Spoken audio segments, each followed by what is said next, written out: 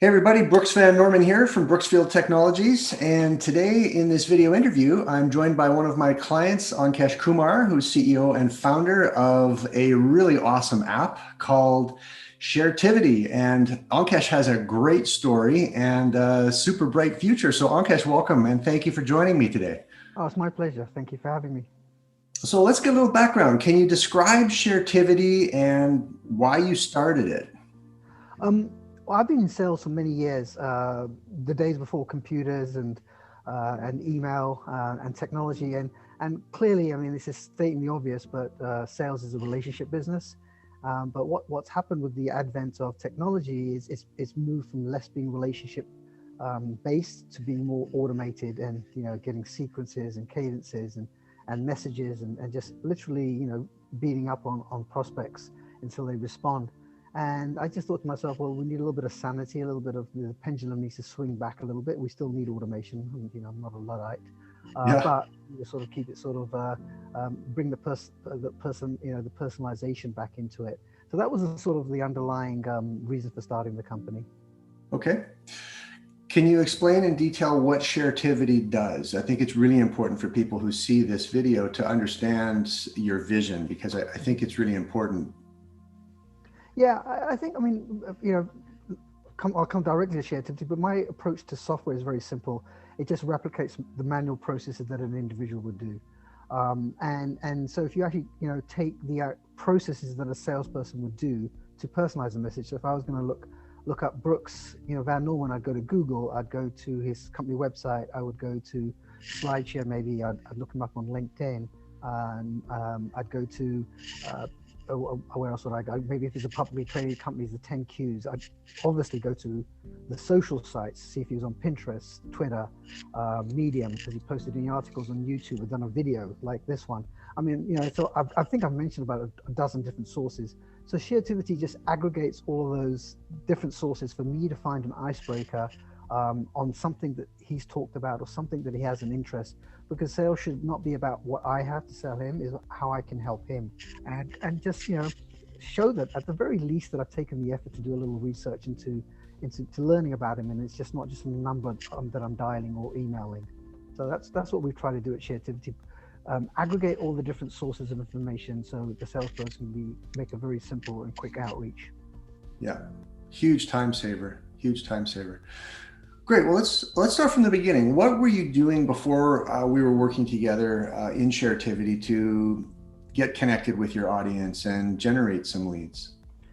Yeah, what we were doing was very simplistic. We were just basically, using LinkedIn messaging, buy some lists, and email people out, and really sort of pushing the value proposition out to people and hoping that someone would buy it.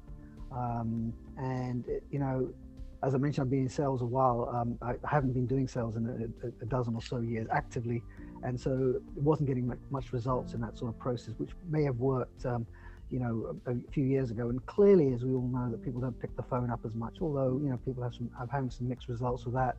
So if you're left to electronic communication, whether it's email, LinkedIn, or some other way to reach out to someone, it had to be a different approach, and that's why we were sort of looking at alternative ways to what we were actually currently doing. Yep. Yep. And why did you decide to do business together with me?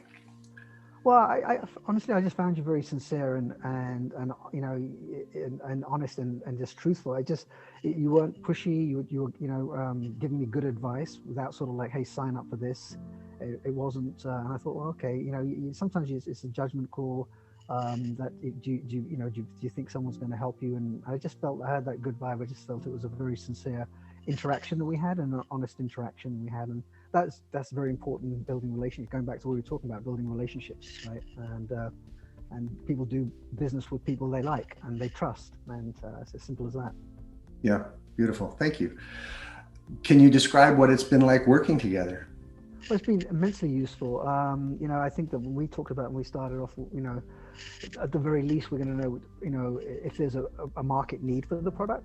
And so the goal was to reach out to as many people, fill the calendar up with as many appointments, and talk to people and see, firstly, did the message resonate? Would people responding?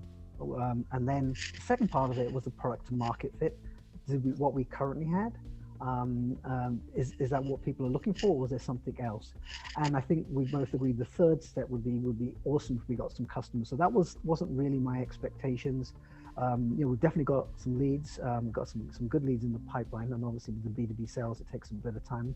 But we certainly realized the first objective, which was, is there a need for the product market? The answer is yes, overwhelmingly. The second one was a product market fit, and we're currently still working on it, but we're close. But with every product, you never finish completely. You're constantly still working on it. But I think we've immensely improved the product with the feedback and the meetings that we had over the last 3 or 4 months. Yeah, that's awesome. It's so good to hear that you've nailed the demand in the market, because now the fun starts, and pivoting into that product market fit to find exactly that white hot core of your market. Really. I mean, and we talked about this as well in the beginning. I mean, if we do believe we have a market opportunity, but if there wasn't, it was a good time to walk away. Like, take 3 months out. Don't keep doing this for 6 months a year. Just look yourself in the mirror and move away. And hey, then try to do something else, right? So it just so happened that it has something. But if I would have accepted the results that, hey, this is not a market, it accelerated the decision making process whether this is a viable business or not, which is immensely useful for a startup entrepreneur. Yeah, and I think that's great advice for any aspiring founders. I mean, you've had multiple successful businesses in this game, so I mean, you have a very mature approach to whether there's, is this dog going to hunt or not? And so, what advice would you give to other aspiring entrepreneurs in finding product market fit? Well, honestly, and I'm not just saying this to plug you, is that you talk to people outside your bubble. I think I'm a good sales guy, and I talk to someone, people say, man, you talked me into it. I mean, that's the worst thing you can do, because you've got friends and family, and you'll say, hey, I've got this idea about XYZ. What do you think? And you're selling them on it.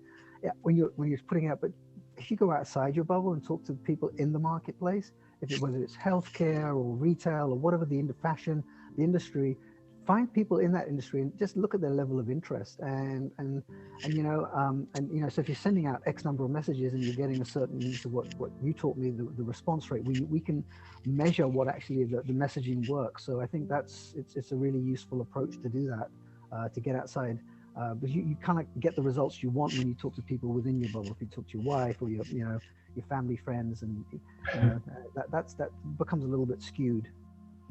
Yeah, absolutely. Got to talk to your market and get that real feedback. So speaking of the system, where did you get the most value from the system, and how would you describe what it was like working together with my system in terms of time savings or insights, or what kind of value?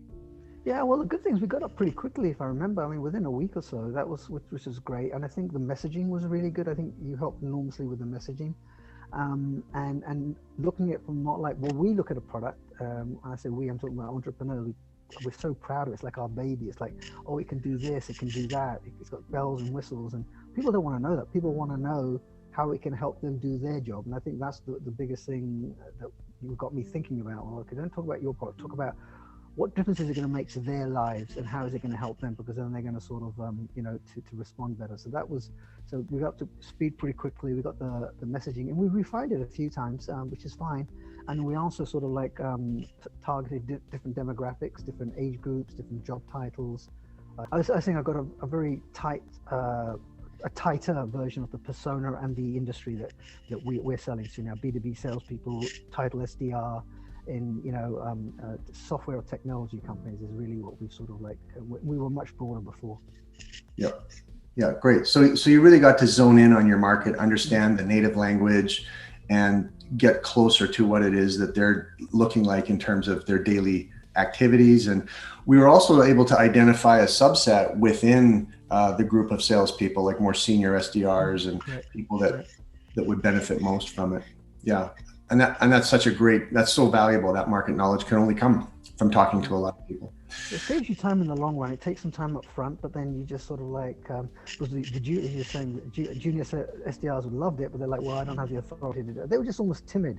I mean, it's like a free down run. You're like, what's going on? But then you realize that they just, I sort of like, and then it took time to realize that. Then now, as you said, the senior SDRs, where you get a better response, and then more, they take the initiative to bring it up to management if they can't make decisions themselves. Yeah. Why do you think somebody watching this should take action now instead of waiting to get going with a system like mine?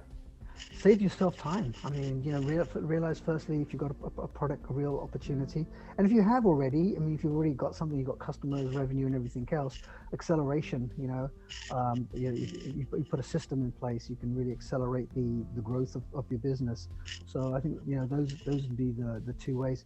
And I think LinkedIn marketing for sure is something that is email marketing and the people I'm talking to is just a lot tougher. So get on the train before it leaves the station, because once if it does get too busy and people do get overwhelmed, like email does, then you sort of miss the opportunity. So there is a time element issue. There's something else new will come up, but eventually, because it always does. But take the opportunity now.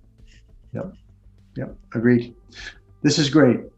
So, Ankesh, if somebody watching this wants to learn more about you and what you're doing with Sharetivity, where can they find you? I'm on LinkedIn, Ankesh Kumar, and the company is Sharetivity, like activity but with share, and the company is sharetivity.com. Yeah, I mean, feel free to reach out to me on LinkedIn and say hi. Terrific. Ankesh, it's been great chatting with you. It's been great working with you. I think you've got an awesome product, and thank you again for joining me in this call today. No, my pleasure. Thank you for your help. Cheers. My pleasure. Take care.